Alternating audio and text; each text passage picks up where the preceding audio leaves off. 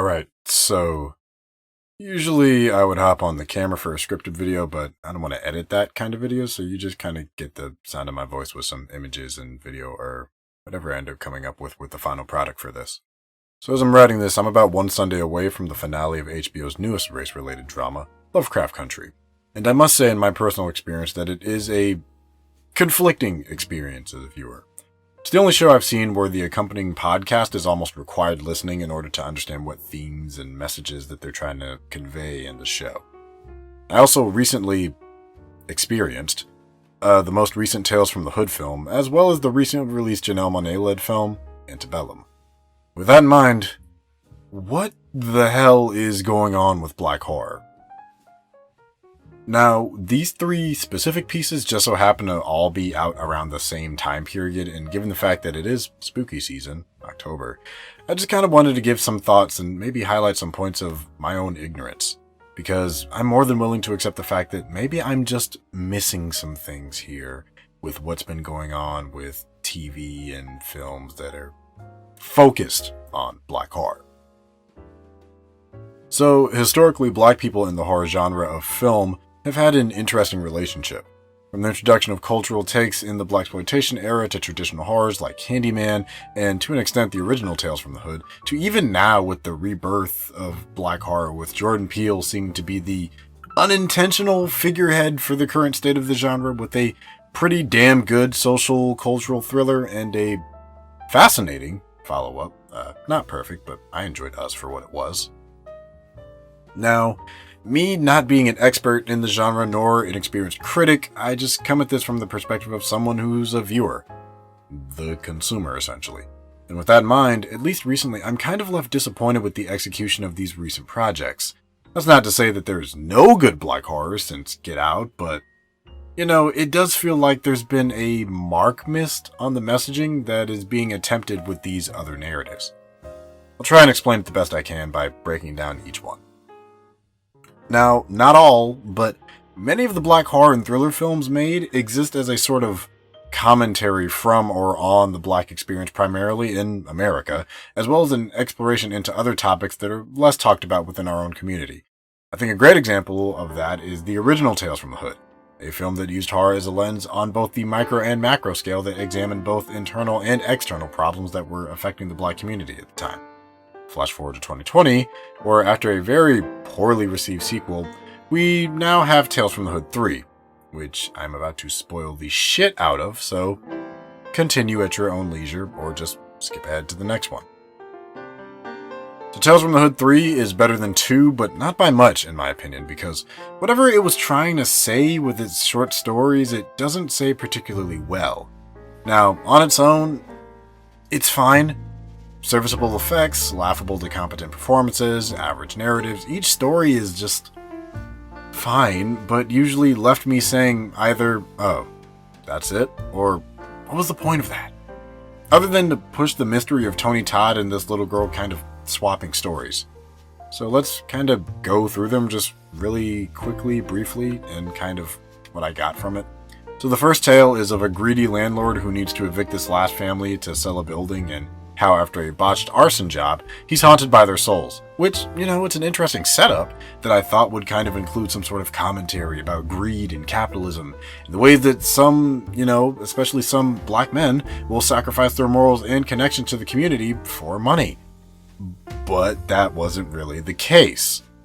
Then you have the second story, which follows an old white man who is every ism you can imagine, and then the twist is that he's actually just an exhibit in a zoo for the entertainment of future generations, which I guess may be a mockery of those despicable people and saying that the irony of calling other people animals and savages is that they're no better and should be mocked and ridiculed and seen as relics of the past, which isn't really introspective at all. You either agree with the writer's beliefs or you're wrong, and it just kind of shows how sad these bigots are for 15 minutes, but nothing really examination worthy.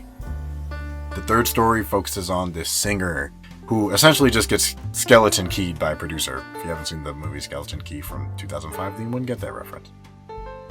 So, you know, that idea could have been a great time to discuss the hypersexualization of black women in the music industry and the generational conflict between old and young people regarding what talent is and what music sounds like. And it really just comes down to an old lady wanting to stay young forever. Which is just another example of me maybe getting my expectations a little too high. And then the last one is a dude who sucker punches people to death. Because I guess he's fucking Superman. Being hunted by the souls of his victims and being haunted by some voodoo is like a zombie man caught between life and death, kind of a limbo situation. And if he doesn't make amends with the dead body before the dead body like goes through the end of being a dead body, then he's just stuck in this life-death limbo for all eternity. And then it just ends really abruptly. It does. He's at the morgue and the guy's getting cut into and he screams and it goes to his skull and he just falls over. I don't know. Just like on the surface, I'm okay with black horror narratives not all being about the struggle or cultural problems and allowing us to just have a horror movie featuring black people, kind of like what Us was. But my problem is that Darren and Rusty have set a kind of expectation that the movies are supposed to have, and more specifically that the shorts in this franchise are supposed to exist as a commentary, as well as just horror narratives too. Now, part of the blame falls on me for, again, having expectations of the story not being met. But that doesn't make the writers and directors wrong, but when the consistent theme for 2 movies expects us to take something from it, you should be surprised when there are expectations in the third. And at least it isn't as heavy-handed and basically atrocious as the second one, but sorry guys, this one just really wasn't it. I mean, especially with that first one, I don't know, you could have had like a deep commentary there, but you just did just nothing. So let's just move on to the next one. Antebellum, I've already ranted about on both here as well as my podcast, the Ace Podcast, which you should go listen to down below. But this episode, this movie is a fascination to me in how it fails to accomplish whatever it was that it sought out to do. So, what I think the movie sought out to do is explore the whole conversation of, like, if you were thrust back into slave times, what would you do? It's a conversation that occasionally happens to, like, I'd say it has happened with black people at least once in life. I'll be like, oh, it couldn't be me, or like, you know, if I was a slave, I would have done this, that, and the third. And this is like taking that concept and turning it into a movie. Like, you know, well, say you are modern you when you're thrown into slave times. What would you do? You know, a la Kindred, as I've mentioned many times before in my own video. Anyways, just exploring that conversation. And it's an interesting premise, and the build up to that kind of narrative has a lot of potential freedom to do things with. However, what we get is a well-shot, well-acted, poorly constructed piece of black humiliation and torture porn. There are conversations to be had about white people's fascination with the Civil War and those era of relics like statues that are outside of museums, reenactments, and flags that weren't even used in the war. There are conversations about the black experience post-Civil War, the ramifications of those events, and how they kind of led to societal racism, systemic racism, the fetishization of black people, black trauma, black people's coping with trauma, and even like the modern image of the quote strong black woman stereotype. Those are all interesting topics to explore, interesting topics to research, interesting topics to even discuss at times, and all things outside of my wheelhouse, as I only kind of have a casual cursory knowledge of things like these. Just enough to kind of start those conversations, but not really to fully flesh them out. But what it doesn't need to show me in this movie is a black woman being raped, or a black woman hanging herself that was pregnant, or black people being tortured, black people being slighted, black people being abused just for existing. And in Veronica's case, especially, being an intellectual who speaks out against America's historically problematic societal issues that also affect white people.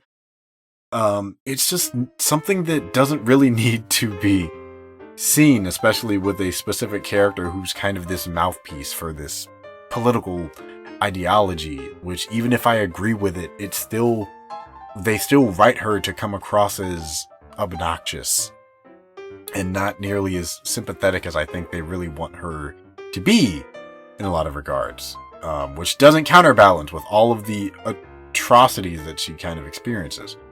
it's ineffective to me because in trying to construct this narrative and this twist, they were so caught up in the sensation of it that they kind of forgot to make it interesting or meaningful. And so, with that being said, ironically, I kind of have the reverse or inverse problem with Lovecraft Country. So let's talk about it. Now, Lovecraft Country is probably the most conflicting show I've seen in a while. As I mentioned, it's the only show where in order to comprehend what is even going on narratively, I have to follow a supplementary podcast, the Lovecraft Country Radio, hosted by HBO, with one of the writers, as well as, I think their names are Sharon and Ashley. It's like Ashley Ford and Sharon. I can't remember Sharon's last name, I'm sorry. But anyways, it's a show that I can't really recommend to people, but I still ask people to watch because I just want to gauge other people's opinions on it, because I feel like I'm missing something. Like, again, I take blame that just because the show doesn't meet my expectations doesn't exactly make it bad. That's not always the case. Just because it doesn't do what I expected it to do doesn't mean it's always a bad show. However, I do believe that for a show that is primarily character driven, its initial trailers seemed more focused on narrative than character, which is misleading. So, my friend Aaron and I, who also watches the show, mentioned to me once during a conversation that he believes that there are three broad types of show and, movies and kind of overall narratives for media. You have narrative-focused shows that center around a plot or a story specifically, character-focused shows that center around individual characters, and then action-focused shows that focus on what is being done and kind of some of the underlying elements. Now, my problem with the show, as much as I enjoy the acting and the sets and the costume and the mystery of it all, is not that I feel misled by the narrative, it's that I believe the underlying themes are trying to be achieved in each episode. And those themes with each character overshadow and muddle whatever overarching narrative the show is trying to drive with its characters to the point of confusion. Look, I am all here for explorations into Afrofuturism, the lost identity of women entering motherhood, the perception of mothers as monsters, the conflicts held between grief and humanity, black vulnerability, black queer identities, in a time when that isn't socially acceptable, processing trauma, and so on and so on and so on. So many exhaustive but fascinating topics that I am positive the writer's room had while scripting the show.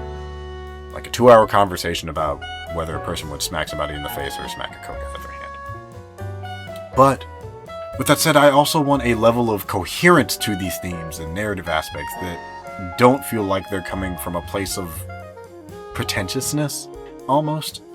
I have respect for Misha Green and what her staff are trying to do, and it's really an ambitious show in what it's trying to do, but I also wonder why this show has to be the vehicle for all of these discussions, and why it has to be a new discussion almost every episode. In the show's attempts to be so woke with its introspective writing, it at times can feel like it's blind to what can keep audience engagement, in my opinion. Now, don't get me wrong, I'ma still watch the show because I got questions, but I certainly worry about how long I'll stick with the show should it continue past this first season. And in a show called Lovecraft Country, I kind of expected a little bit more Lovecraftian elements, but I still got a couple more episodes left, so I guess maybe my feelings will change, who knows. Anyways, before I close out, I don't want to end this video just having it be all negative, so I'm gonna make some recommendations to some horror-related black social media influencers, just some recommendations for that. So there's this documentary called Horror Noir that I really want to check out. I've heard really positive things about it, and it's kind of about the history of black people's connection to the horror genre and the impact that each one has had on one another. Some influencers to check out that are kind of into black horror are IDK Gravity, Girl That's Scary, Bobby Torres, Miss Chauncey K, and Brother Ghoulish. I'll leave their @s down below. You can check them out on Instagram. I'm sure a lot of them have YouTube pages. I'll see what I can do about linking all those. But yeah, also the podcast, Frames Per Second podcast from Dead End Hip Hop, just for general reviews from black people. I really, really like their podcast. I like Dead End Hip Hop in general. I love their channel. But I really like the discussion they have, and every 2 weeks they do a conversation about Lovecraft Country, and they kind of have helped me formulate how to verbalize some of my thoughts and emotions on the show. And honestly, they do a better job of explaining some of their views on some of these other stuff, like Antebellum as well. Now, I've already made a video about the space for Black mediocrity, and I welcome the fact that this is including other genres, but I just ask, going forward, for 2 things. 1, that we take different opinions with respect and try to expand the genre to either incorporate our beliefs better or to tell narratives that aren't focused solely on race. And number 2, stop putting Jordan Peele's name on everything. I love the man as much as the next guy, but people treat him like a black Stephen King. Relax. He's very smart. He's very talented. But stop trying to bank off of his name and his style and just do your own shit. That's part of a problem I have with Lovecraft Country. That's part of a problem I have with Antebellum. And as excited as I am for the new Candyman movie, that's another movie that he's executive producing. That's another thing that I'm kind of like, I want it to bank more off of standing on its own and the talent of it, and rather than kind of pandering to people's expectations of a product, because then they're going to start to associate this with him. And the only thing I see negative is that not all of the reception to shows and movies like this are going to be positive. Like Antebellum has one of the other producers from Get Out, and it said from the producer of Get Out, everyone's going to think, oh, Jordan Peele produced this. Nay, wasn't him. The movie had like 4 producers, one of the other ones. So, yeah, stop glorifying producers. Like, they have an important role in the film industry, but like, let's not get too crazy with their roles in that. Anyways, that's going to be the video. Let me know your thoughts and opinions on what I talked about in this video. Do you agree? Do you disagree? Just sound off in the comments below, and don't forget to like, share, and subscribe too. Please and thank you. I really appreciate it. And I'm Will the Greatest. Be great to one another. I will see you guys in the next one.